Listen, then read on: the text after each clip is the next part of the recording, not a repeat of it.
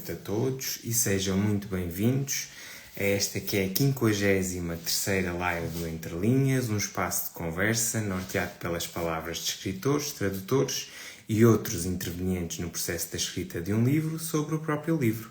É entre linhas que as palavras surgem e nas entrelinhas descortinamos o seu significado.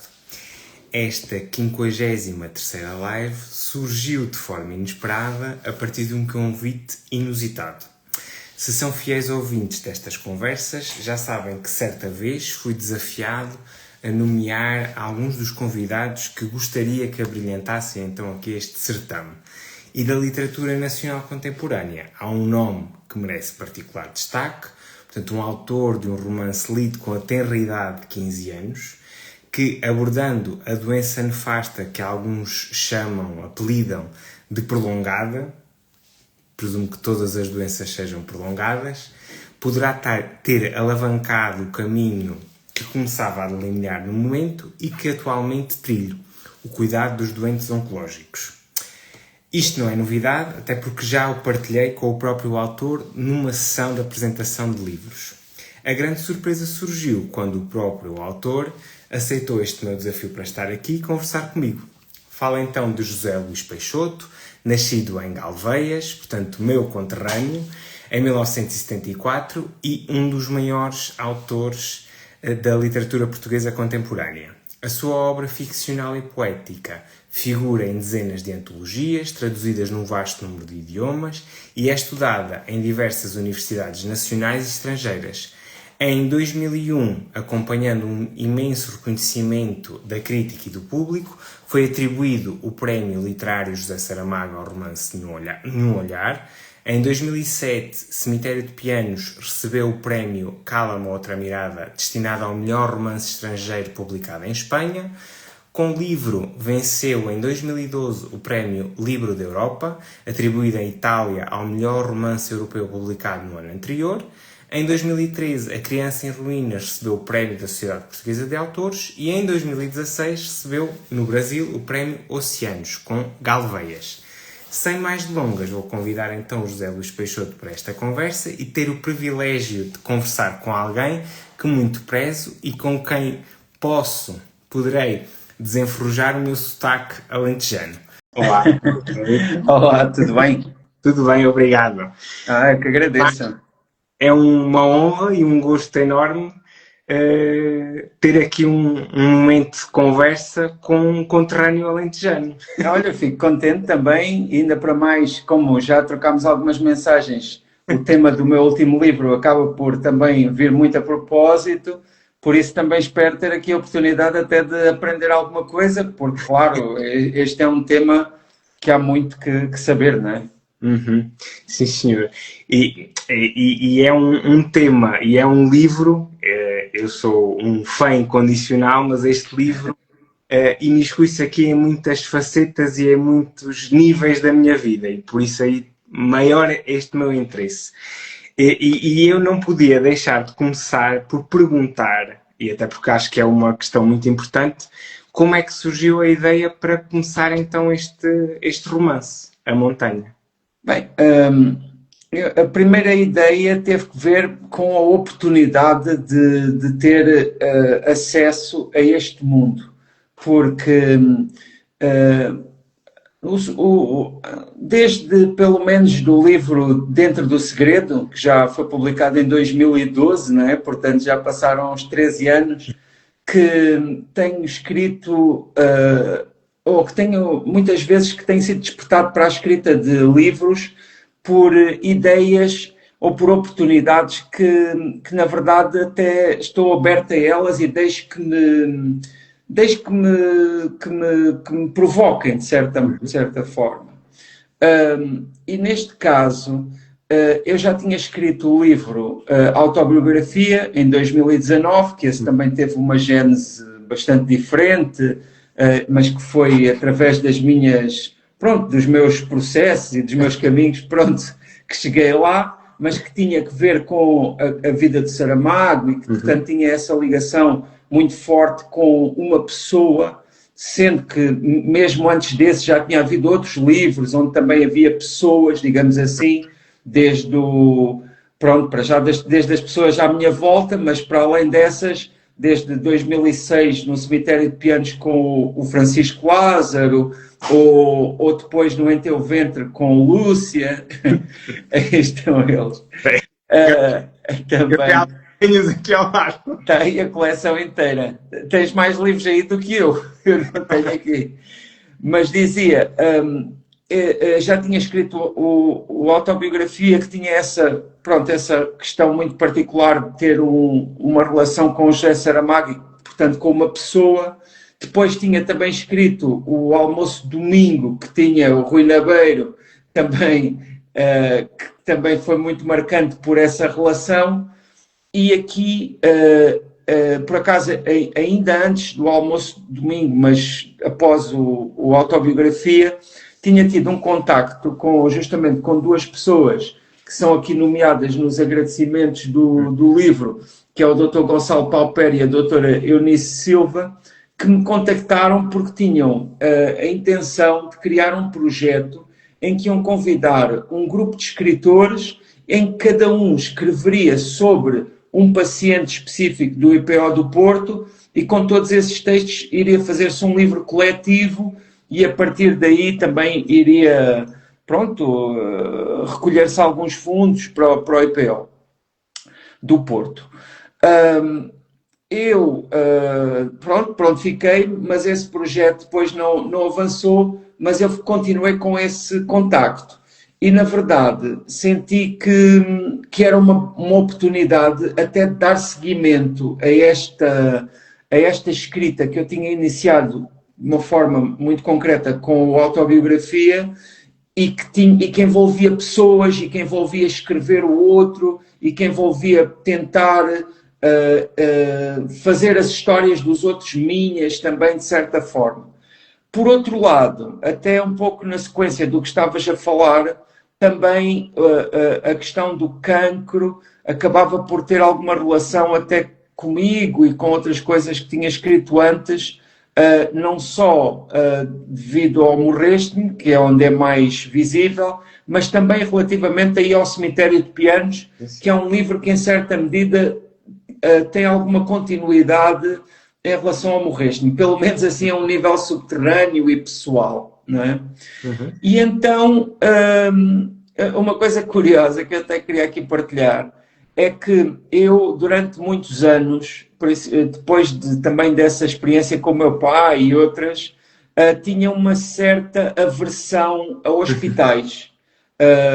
Sentia mal, era um lugar que tinha uma certa fobia, não rejeitava aquele ambiente. E, na verdade, ao escrever este livro, também, de certa forma, enfrentei isso. E uma das coisas que, para mim, sempre me atrai num determinado tema é quando eu também sinto que tenho de enfrentar alguma coisa, que tenho de ultrapassar alguma coisa. E até posso dizer que, assim, a um nível pessoal, uma das coisas que este livro me trouxe foi uma relação que eu acho que é muito mais saudável com o ambiente hospitalar. Sinto que hoje já não tenho essa aversão da forma que tinha, o que eu acho que é muito útil, porque os hospitais são lugares essenciais onde seguramente iremos parar pessoalmente ou visitando familiares e etc. Olha, e foi exatamente para enfrentar esse medo e esse preconceito que a palavra cancro é escrita da forma que é escrita neste livro, com o negrito. Sim. Sabes, no meu caso, quando eu estou assim a escrever um romance ou com um trabalho deste tamanho, há um período grande em que eu vou colecionando ideias, que são de múltiplas naturezas. E no dia que eu tive essa ideia foi um dia em que eu ganhei o dia. O dia em que eu pensei... porque eu, de certa forma, um problema que eu tinha era como é que eu lidava com essa palavra, que era uma palavra que eu nunca tinha usado em livro nenhum, mesmo tendo falado desse tema, eu acho não tenho memória de alguma vez ter utilizado essa palavra, e é uma palavra difícil, é uma palavra que evoca uma quantidade de pesadelos, digamos assim, que realmente é muito complexa e que ainda para mais, tendo em conta a convivência que eu tinha tido com os pacientes do IPO e mesmo também com os clínicos, eu tinha-me apercebido que a perspectiva deles era completamente diferente. Seria muito fácil continuar a evitar essa palavra. Às vezes, até aqui em conversa, sem querer, até acabo por evitá-la também, e dizer a doença ou dizer outras coisas. Mas ali no livro era importante usá-la. E até tentei fazer uma coisa que foi começar a usá-la a pouco e pouco, e depois ela explodir, quase assim também como não é? Quase como o cancro ele próprio, não é? E na verdade, essa ideia de fazê-la destacar-se com esse negrito, com esse bold, pronto, foi uma ideia que vai nessa sequência, não é? De confrontar as pessoas com a palavra. Mas também te digo, praticamente todas as apresentações que tenho feito do livro acabo sempre por falar dessa palavra, e é muito bom ter a oportunidade para dizer, que é injusto para os doentes darmos esse peso à palavra, porque isso também lhes pesa, e isso também digamos que é uma dor extra a todas as dores com que já têm de lidar. E dizer também que essa palavra já não tem esse significado em função também dos grandes desenvolvimentos científicos que têm acontecido. Porque eu acho que a ciência evolui, rapidamente, mas digamos que o senso comum ou este nível de consciência coletiva às vezes não consegue acompanhar esses desenvolvimentos. E por isso é importante também dizer que, apesar do cancro ser uma doença muito séria e que toca de uma forma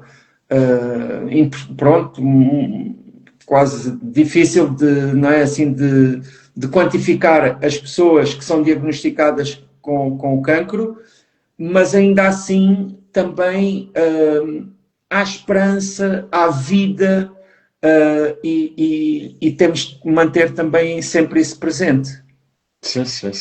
Eu, aliás, faço algo quando tenho que dar essa doença, é sempre uma questão muito para a qual nunca nos preparam muito, mas é algo que nós temos que saber, com que nós temos que saber lidar, que é esta questão mesmo de comunicar as más notícias. Mas eu tento não criar aqui nenhum eufemismos. Eu emito logo a palavra e depois tento explicar exatamente o que é que significa, claro, a minha especialidade, que é muito particular, que é a hematologia. Mas eu acho... Até porque para diferentes pessoas tem diferentes significados, não é? Exatamente. E é preciso também percebermos aquilo que o outro percebe para tentarmos conseguir criar aqui uma ponte entre o outro e nós, médicos, não é? Os profissionais de saúde que estamos ali para tentar ajudar a pessoa naquilo que eu chamo um momento de maior sofrimento que alguma pessoa pode ter. E agora eu queria atentar para o título. Porquê a montanha? Embora exista uma montanha que é referida no livro, na verdade o título é muito mais a metáfora do que essa montanha concreta. E a montanha, enquanto metáfora, pode ser várias coisas, não é? Por um lado, pode ser esse obstáculo, esse desafio, que às vezes parece muito difícil de ultrapassar, mas que é possível de ultrapassar com muito esforço. mas também, em certa medida, às vezes acho que a montanha também pode ser aquela presença silenciosa no horizonte que nos observa e que nós às vezes esquecemos porque está sempre lá, não é? Uh, e ao mesmo tempo, lá está, é solene, eu acho que é um título que serve de várias formas o texto, mas eu tenho assim a esperança que cada um encontre um significado próprio também. E também ajuda a quebrar aquela linha do horizonte que é referida, não é? Sim, sim, sim. E lá está, e a montanha por natureza é um acidente no terreno, não é? Não é um momento em que tudo se mantém, é uma... Mudança. Exato, é uma mudança. E aqui uma questão. Habitualmente, os livros sobre o cancro são de não ficção. Normalmente são relatos, existem muitos relatos na primeira ou na terceira pessoa sobre o cancro. E são livros que eu também gosto muito de ler. Este em particular é um romance. E porquê um romance? Pois, para mim foi muito importante quando tomei essa decisão, porque foi um grande problema. Aliás, a partir de certa altura, durante o processo da escrita do livro, acho que uma das questões que tive de resolver e que mais talvez dificuldades me causou foi justamente criar um romance que incluísse também de uma forma respeitosa e que fosse digna, também aquele conteúdo, digamos, precioso que tinha sido partilhado comigo por parte dos pacientes do IPO. E de certa forma, há aqui uma série de elementos que são quase como como é que é dizer, uma estrutura para acolher essas histórias, não é? Porque essas histórias foram o ponto de partida da escrita do livro e, na verdade, são uma grande responsabilidade. Há aqui alguns elementos muito diretos, autobiográficos, principalmente, digamos, na primeira metade do livro, e aí também se fala um pouco dessa responsabilidade, não é? Porque esse é um aspecto marcante aqui, que é ser um romance, mas um romance que integre a ficção, mas também essa dimensão muito pessoal, não é? Porque há aqui uma série, lá está, alguns aspectos que são meio paradoxais, porque são histórias de outras pessoas e isso, de certa forma, ainda as torna mais sensíveis, não é?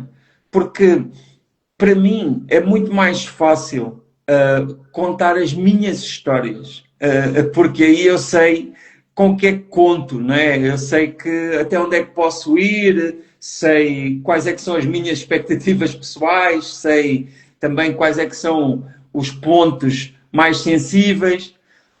Já quando incluo outras pessoas, é uma experiência um pouco radical deste cruzamento que sempre existe na escrita e na leitura entre eu, ou melhor dizendo, nós e os outros. Porque, em certa medida, este é um aspecto fundamental nisto que estamos aqui a falar, que é ler, escrever, que é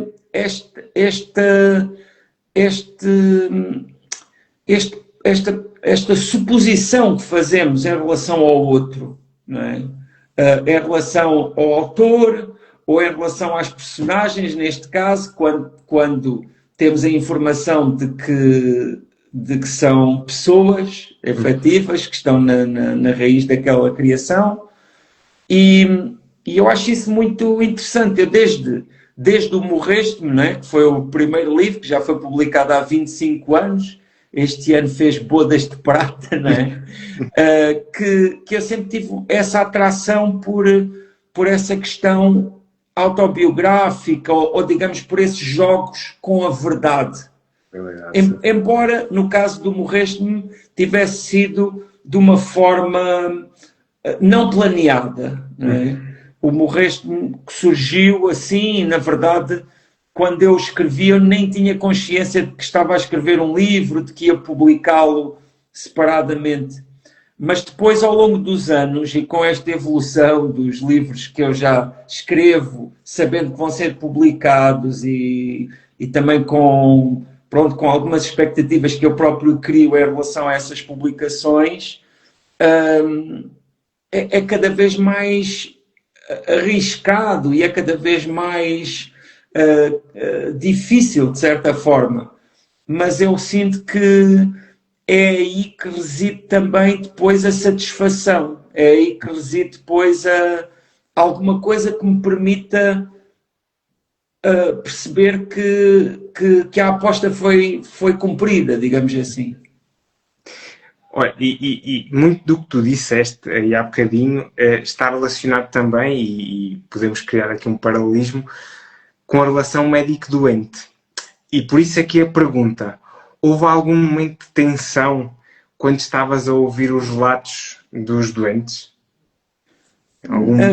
O único momento, ou únicas questões mais tensas, digamos assim, tinham que ver com a situação das pessoas, não é?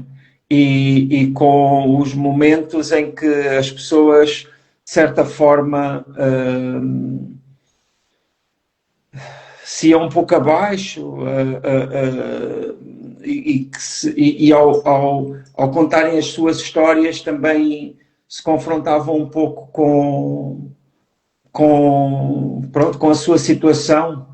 Há uma passagem aqui, que eu não sei se encontro, por acaso tenho aqui o livro, mas há uma passagem aqui de relativa a uma personagem / pessoa, não é? Que é o Jorge, em que é uma passagem que eu infelizmente não vou conseguir encontrar, mas consigo talvez mais ou menos parafrasear, consigo mais ou menos reconstruir de memória, em que o Jorge estava numa situação de saúde difícil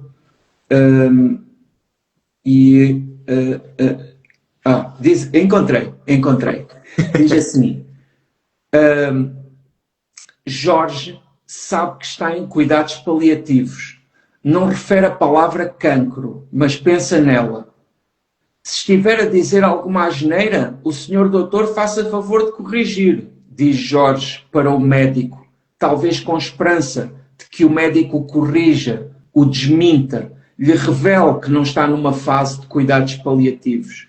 Mas o médico permanece calado, deixa-o continuar. Ou seja, página 195 diz aqui, exatamente. Pronto, é muito duro, não é? Este tipo de momentos. E esta situação é praticamente literal, ou seja, aconteceu assim. E naquele momento, não é? Com tudo o que está em jogo ali, sabendo também tudo o que era, pronto, toda a história que o Jorge partilhou da sua vida, saber que está em cuidados paliativos, mas ver que ele ainda tem aquela esperança ali é duro, não é? Mas em termos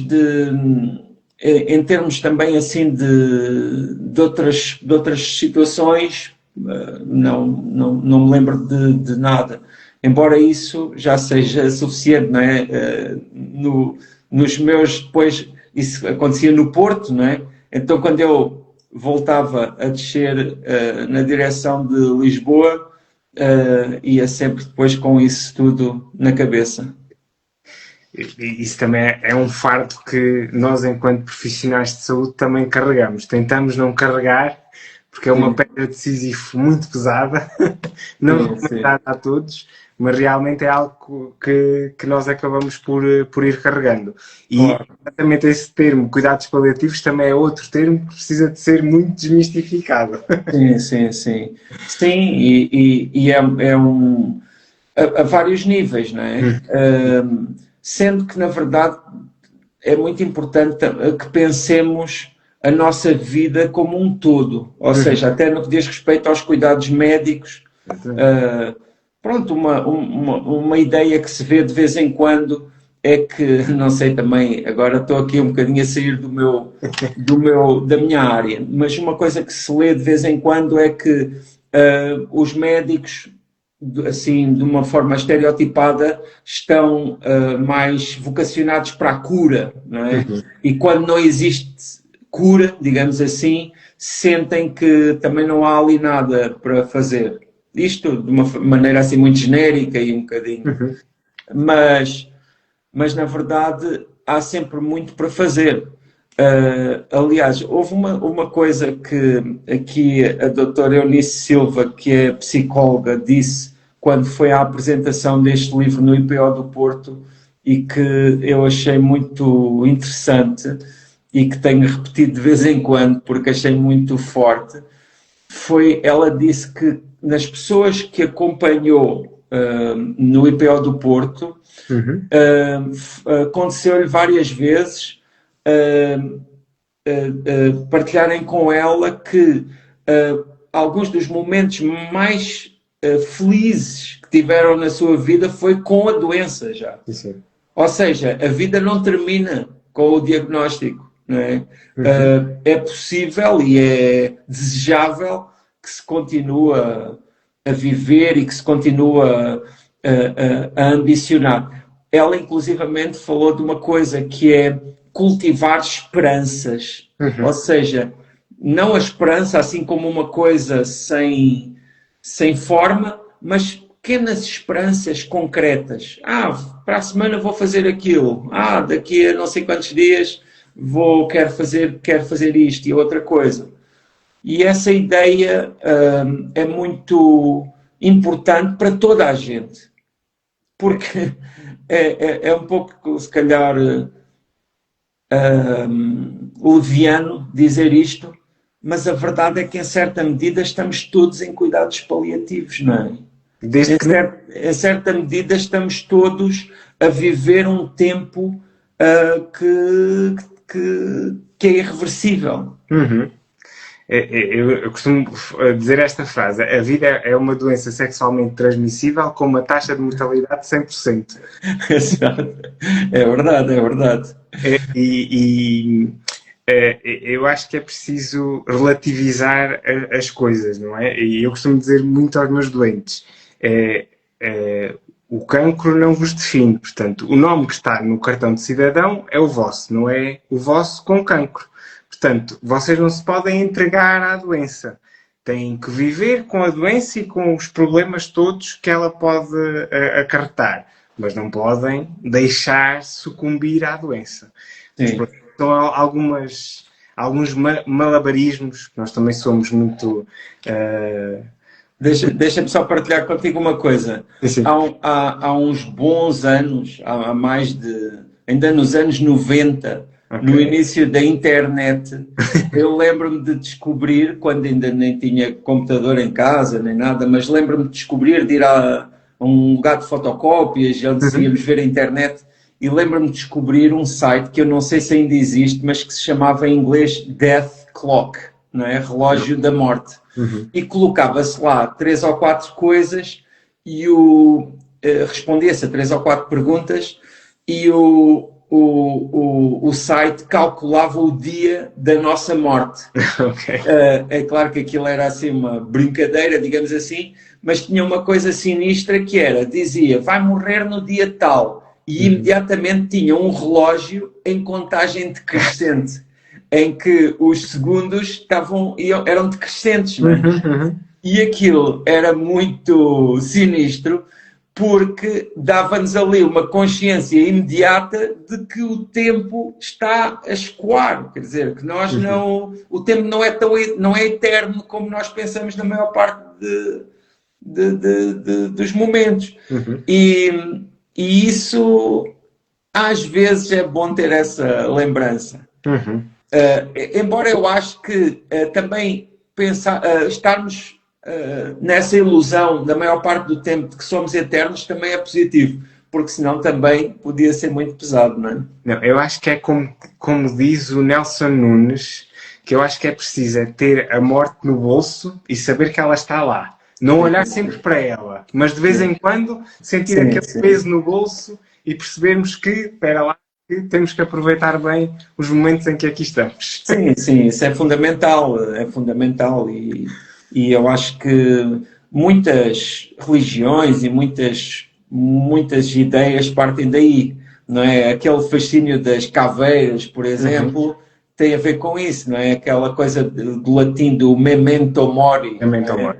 Lembrar que vamos morrer, às vezes, para já, quebra aquelas vaidades, quebra aquelas ilusões, quebra todas essas, todas essas ilusões, não há outra palavra. Olha, e uma pergunta aqui que pode ser muito banal para quem conhece a tua obra, mas tendo em conta que até as próprias conversas entre os médicos e os doentes podem ser um bocadinho labirínticas, qual é que foi a razão para a estrutura deste romance ser assim quase como uma manta de retalhos? Bem, eu, de certa forma, tenho uma certa vocação para a fragmentação. Todos os livros quase que escrevi são muito raros aqueles que não têm essa fragmentação.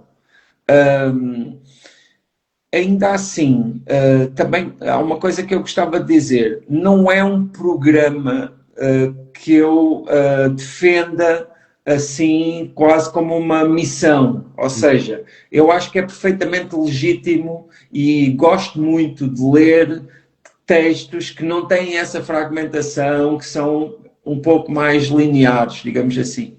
Mas neste caso, que é um livro que, em certa medida, fala justamente disso, de estar perdido, fala de uma procura de sentido, fazia sentido que fosse assim. Não sei se o que vem a seguir irá contradizer isto, mas devo dizer que estou com uma certa vontade de agora escrever alguma coisa que seja um pouco mais não é, linear. Mas neste caso, essa fragmentação, que inclusivamente depois já é um pouco teorizada, porque existe a tal tese que vai também ela própria existindo em vários momentos do livro e que faz várias considerações sobre a ideia de fragmentação.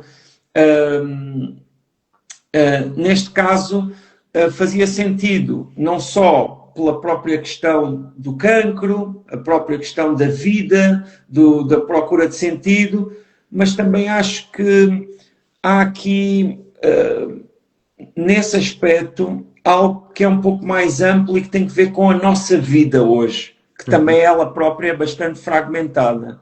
Este é, se não estou em erro, é um dos primeiros livros que eu escrevi, meus, né? Em que as personagens têm telemóvel, vão para a internet, mandam mensagens, etc.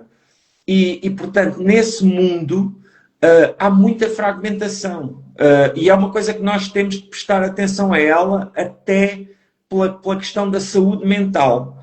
Porque é muito engraçado, porque às vezes, quando há, por exemplo, esta questão da mudança da hora no verão, não é? No fim do verão, fala-se do impacto que isso pode ter na saúde mental e tudo isso. Mas, então, imagine-se o impacto que tem este estímulo constante, estas injeções de dopamina, tudo isto com que nós andamos aqui um pouco às vezes a brincar, sem consciência dos efeitos que pode ter um pouco a longo prazo. E efetivamente eu acho que há uma coisa que, agora mudando um pouco de assunto, mas na sequência disto, há uma coisa que é uma resistência para com esta tendência, digamos assim, e que eu acho que é fundamental para justamente trabalhar essa saúde mental, e que é justamente a leitura, são os livros. Termos a capacidade de passar, e eu não sei se quem nos está a ouvir ou tu próprio se identifica com isto, mas eu sinto muitas vezes a dificuldade, principalmente quando há algum período em que não leio por 1 ou 2 dias, depois quando regresso há dificuldade, porque nunca há 1 ou 2 dias sem telemóvel, não é? E então, mas ao mesmo tempo eu acho que a leitura, de certa forma, volta a dar uma coesão ao pensamento, à nossa, pronto, ao nosso mundo interior. E isso também é um aspecto importante aqui, até ligado com isto, assim, de uma forma, se calhar, não tão óbvia. Não, é muito óbvio, até porque não sei se tens algum conhecimento, se tens conhecimento de alguns exemplos, digamos assim, de projetos que promovam a leitura nas próprias instituições de saúde, e até do grande chavão que eu amo de coração, que é aquilo que nós chamamos da medicina narrativa. É aqui uma área que eu muito amo. E eu estou a falar nestes projetos porque eu, inclusivamente, comecei aqui na minha unidade local de saúde um projeto de promoção de leitura nas instituições de saúde, particularmente então aqui para os doentes oncológicos, porque são doentes que passam muito tempo do seu dia no hospital, e portanto é aqui uma tentativa de aproximar estes meus dois amores, digamos assim, a literatura e a saúde. E eu acho que faz sentido, e é uma forma de tentarmos humanizar esta palavra que é tantas vezes dita, mas se calhar que às vezes é menos conseguida plenamente, humanizar os cuidados de saúde. Sim, não, eu acho que eu não tenho muito conhecimento desses projetos, mas acho que são muito necessários. Este ano participei num projeto que foi de escrita, umas oficinas de escrita, uma só, né? Mas que teve várias sessões, que desenvolvi aqui numa prisão. E também foi muito interessante, até ousaria dizer, de um ponto de vista terapêutico. Exato. Porque na verdade, aquilo que acontece quando se escreve ou quando se lê, que sob esta perspectiva não tem diferença, é justamente pensar. Ou seja, o que alimenta a escrita e a leitura é o pensamento. Não existe leitura sem pensamento. Nós, quando estamos a ler, não sei, às vezes, dependendo até da leitura, não é? Podemos ter alguma sensação de que é um ato passivo. Seguramente não é tão passivo como assistir a séries ou outras coisas. Mas dependendo da leitura podemos ter essa sensação. Mas nunca é. Nunca é. Por mais criativa, por mais ligeira que seja a leitura, ela exige sempre a nossa presença. E uma coisa muito curiosa, que eu também muitas vezes penso nela, é o quanto a leitura não tem verdadeiramente a capacidade de dirigir aquilo que os outros pensam ou acreditam. Existe essa ilusão, mas que eu não acredito muito nela. Eu acho que a literatura, ou a leitura, ou a escrita, tem um poder muito forte, que é o de trazer temas, mas depois os outros é que vão fazer a sua interpretação, é que vão fazer a sua leitura, não é? Exatamente, exatamente. E só por causa, porque agora veio aqui à baila o tema, só por causa desta questão da escrita terapêutica, eu até tenho aqui um exemplo muito ilustrativo disso, que isto foi uma doente minha, eu agora sou quase como um beta-reader, que fez quase uma catarse da sua doença em formato de livro. Portanto, ela em cada sessão ia escrevendo, eu via que ela estava a escrever, não sabia o quê, e ela depois, no final de todos os tratamentos, deu-me então estas páginas para eu ler, que é para agora eu conseguir maturar. E claro que a leitura tem vindo a ser assim muito emotiva, até porque tem muita carga emocional, não é? Claro. Mas é realmente o exemplo mais ilustrativo que eu posso dar de quão terapêutica a escrita realmente pode ser. Eu aconselho toda a gente a escrever, incentivo toda a gente a escrever, com a ambição que quiserem dar, não é? Porque escrever é escrever, não é publicar, não é... Isso já são outras ações. Escrever é fazer esse trabalho de identificar e depois tentar exprimir, tentar dar uma forma através das palavras, porque as palavras são, neste caso, o que nós temos para tentar dar forma a ideias, a sentimentos, a uma série de elementos abstratos, mas que são absolutamente reais e concretos. E se nós conseguirmos, até podem ser objetivos, em certa medida. Aliás, quanto mais nós os trabalharmos, quanto mais nós procurarmos palavras para eles, mais eles se tornam objetivos. E mais nós nos desenvolvemos e crescemos com esse trabalho. E isso eu acho que é muito saudável. Eu acho que nos ajuda bastante de certa forma, no que diz respeito à saúde mental, que falámos aqui já, é até uma forma económica de trabalharmos a nossa saúde mental. Até porque, pronto, não vou dizer que isso substitua a psicanálise ou outras formas terapêuticas, mas sinto que também em todas elas, a não ser quando se tratam de questões realmente físicas e não é, neurológicas, mas quando se trata de elementos estritamente da psicologia, digamos assim, nós somos sempre convocados para construir a mudança. Ou seja, não há mudança sem que nós nos empenhemos nela. E por isso a escrita, a leitura, o pensamento, nem que seja tirar só umas notas, já é sempre algo que esclarece. Porque muitas vezes a ansiedade, o medo, o desconforto a vários níveis é feito de indefinição. É feito de coisas a que nós não damos nome. Porque quando damos algum nome, tornam-se muito mais manejáveis. É uma terapia complementar. Sim.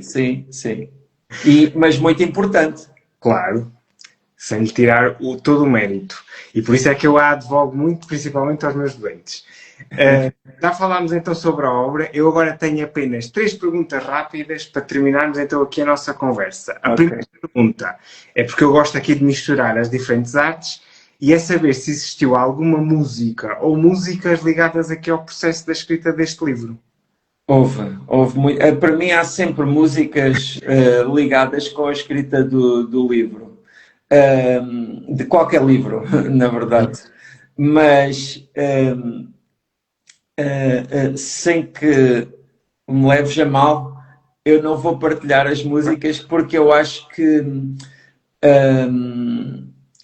é muito provável que outras pessoas não vissem nessas músicas aquilo que eu vejo. Ok. Porque sabes que eu sou do mundo da música pesada, eu estou habituado à incompreensão,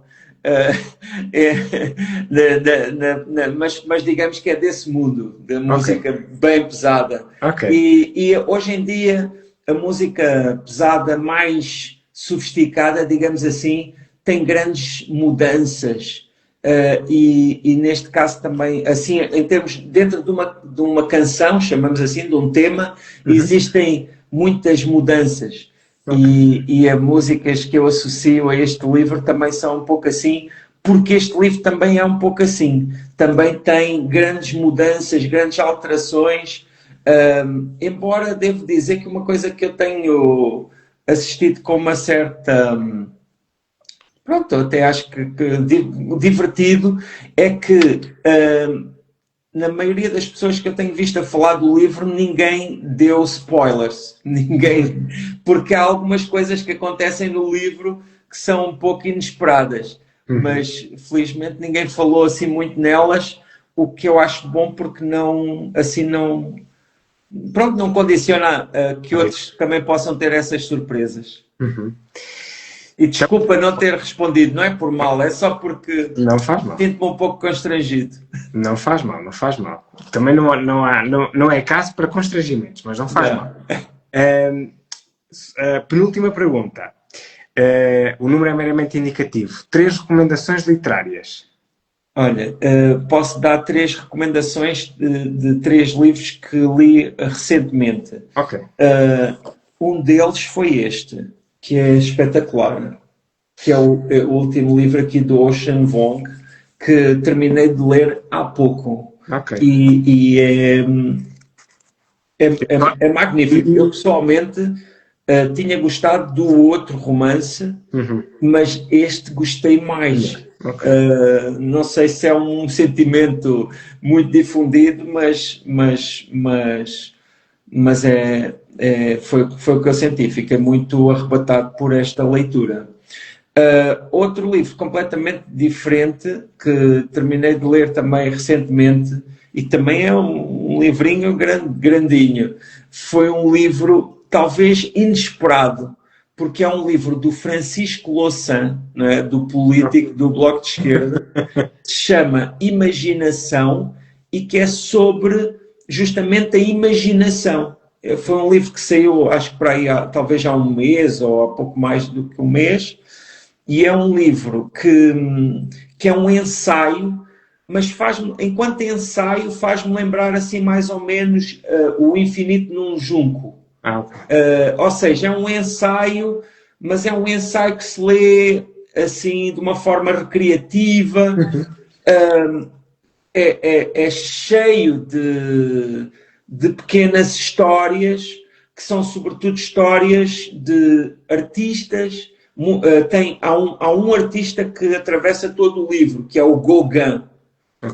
O Gauguin, não é? Esse pintor francês que foi para o Tahiti e que é ali narrada a vida dele, muitas vezes com um olhar bastante crítico, que teve coisas que eu nem imaginava, porque também não conhecia assim em detalhe a vida dele, mas muito interessante. Por exemplo, o contacto que ele teve com Van Gogh, que foram muito próximos e que eu não fazia a mínima ideia. Mas depois também outras pessoas, outras áreas da literatura, das ciências, tudo isso à volta da imaginação e tentando perceber de que forma é que a imaginação, de certa forma, é o elemento que humaniza o ser humano, não é? A imaginação é aquilo que distingue o ser humano dos outros animais e que papel é que a imaginação tem, sendo que a imaginação está presente para toda a gente, até no conhecimento mais, não é, mais, digamos, mais erudito, mais nas ciências ditas concretas ou puras, também há também há, aqui a Rosário está a dizer que o Infinito do Junco é maravilhoso e eu também concordo. Este livro também é muito aconselhável, sinceramente, e é surpreendente, embora houve uma coisa que eu pensei enquanto estava a ler o livro, é que um dos slogans do Maio de 68 em França, e que suponho, quase certeza que o Francisco Louçã que o marcou, é a imaginação ao poder, a ideia da criatividade e da imaginação contra, não é, pronto, as instituições e contra...